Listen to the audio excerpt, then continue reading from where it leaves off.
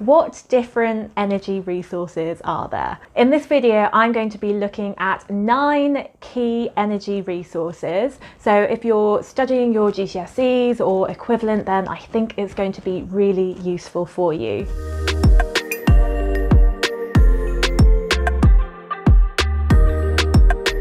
Hey, I am Hayley Loren and I create videos to help you learn science and also discover engineering. So if that sounds good to you, then make sure you subscribe and click the bell. So before we begin, I just want to ask you a question actually, because I want to know, is there anything that you're struggling with in science at the moment? If there is, then drop me a comment in the link below. So, energy resources. If you are like, oh, I really don't want to learn about this stuff, I'm just here because of my homework or whatever, then I want you to just stop right there for one moment. Because imagine, right, that you're sitting there and suddenly everything just goes dark and your laptop switches off and your phone dies, and if you're watching Netflix in the background then it just shuts off and you're like, what is going on? Well, this is what would happen if we couldn't use energy resources, because everything, well, most things that we have in our life are powered. We need energy and we need energy resources. So this is actually really important. There are 9 key energy resources that you need to know about. So I'm going to see if I can remember all of these off the top of my head. So fossil fuels, wind energy, wave energy, tidal energy, solar energy, hydropower. Oh, what are the other 3? Obviously, biofuels, geothermal, and I'm looking at notes. I do have notes down there. I'm cheating, I know. Did I say waves? Waves is 9, yeah? Anyway, they have been on the screen and we are going to run through them now. So the first one to mention is fossil fuels, and these are coal, oil and natural gas. So the thing to know is that fossil fuels have chemical energy stored within them, and when you burn them, this energy turns into heat energy. And you probably notice this when you have a barbecue and you put coals on the barbecue and they burn and you can cook your food on it. Next up, we have nuclear energy, and the main types are uranium and plutonium. So uranium is a really, really heavy metal, and contained in it is concentrated energy. So in a nuclear power station, the uranium goes under a chain chemical reaction which releases heat. And you've probably seen on The Simpsons or something like that, that there are these huge nuclear reactors, and this is where everything happens. Biofuels. I love biofuels. I know this sounds really weird, but I do. And basically biofuels use organic material. So that's plant, it can be food waste, and it can even be animal waste.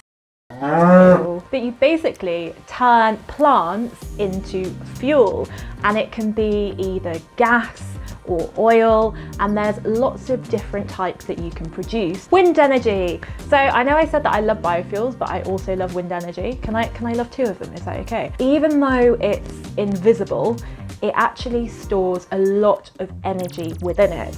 And you probably know this, you know, when you go walking down the street on a really windy day and you're holding your umbrella and it like turns inside out and you're like, oh my God, I'm getting so wet. That moment, so you know then how much energy and force there is.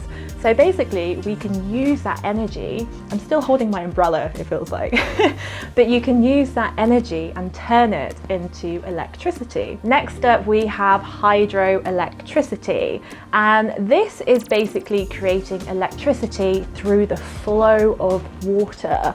So it could be in a stream or through a reservoir. You're basically putting water through a generator to produce the electricity. Tidal energy. So similar to hydropower, tidal energy also uses the movement of water, but it uses the movement of the tides. So as they flow in and out, then you can use technology that uses that movement, uses that force and that energy and turns it into electricity. Wave energy.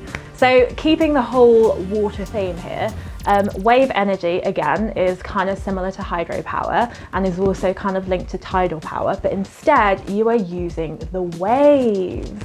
So now we're going up and down because you're using vertical movements and the vertical movement of the waves to create electricity, and you can build technology, again, that makes the most of that movement. And obviously I will do a video at some point that explains how that even happens, because it probably sounds quite nuts right now, but just trust me, they do exist. There are these like sausage looking floating devices on the top of waves and they move like this, and they're very cool. Geothermal energy is heat from under the ground. So if you dig down, sometimes just a few meters and other times it has to be a few miles, which is quite a long way, but you can make the most of the heat and the energy that's actually within the Earth's crust. The sun, we know already, right? You know that the sun has a lot of heat and energy, because